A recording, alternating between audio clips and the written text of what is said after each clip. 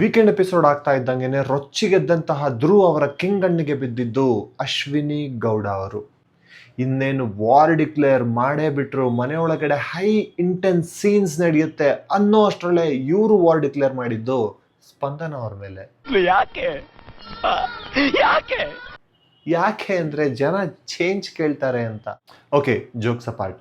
ಆ ಕ್ಷಣಕ್ಕೆ ಕೋಪದಲ್ಲಿದ್ದಂತಹ ಧ್ರುವ್ ಅವರ ಕಣ್ಣಿಗೆ ಸ್ಪಂದನ ಅವ್ರು ಬಿದ್ರು ಅಂತಾನೆ ಅನ್ಕೊಳ್ಳೋಣ. ಸೊ ಸ್ಪಂದನ ಅವ್ರ ಜೊತೆ ಜಗಳ ಆಯ್ತು ಅಂತಾನು ಅನ್ಕೊಳ್ಳೋಣ. ಆದ್ರೆ ಅಶ್ವಿನಿ ತಾನೇ ನಿಮ್ಮ ಟಾರ್ಗೆಟು. ಬಿಕಾಸ್ ಒಂಟಿಗಳೆಲ್ಲ ಸೇರಿ ಗೆದ್ದಿದ್ದಂತಹ ಟಾಸ್ಕ್ ಮೂಲಕ ಅಶ್ವಿನಿ ಅವ್ರನ್ನ ಫೈನಲಿಸ್ಟ್ ಆಗಿ ಮಾಡಿದ್ರಿ.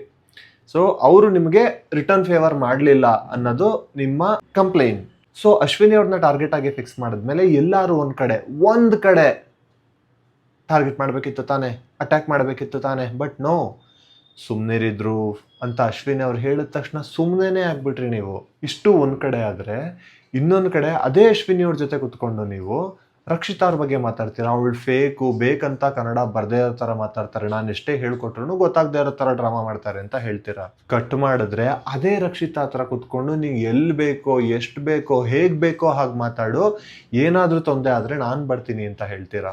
ಆಡಿಯನ್ಸ್ ಚಪ್ಪಾಳೆ ತಟ್ಟೋ ಕೆಲಸ ಮಾಡಿ ಅಂದರೆ ಕಂಟೆಸ್ಟೆಂಟ್ಸ್ಗೆ ಚಪ್ಪಾಳೆ ತಟ್ಕೊಂಡು ನೀವೇ ಒಳಗಡೆ ಕೂತಿದ್ದೀರಾ. ಎಷ್ಟೇ ವೇಕಪ್ ಕಾಲ್ ಸುದೀಪ್ ಸರ್ ವೀಕೆಂಡಲ್ಲಿ ಬಂದು ಕೊಟ್ಟರು ಸಾಕಾಗ್ತಾ ಇಲ್ಲ.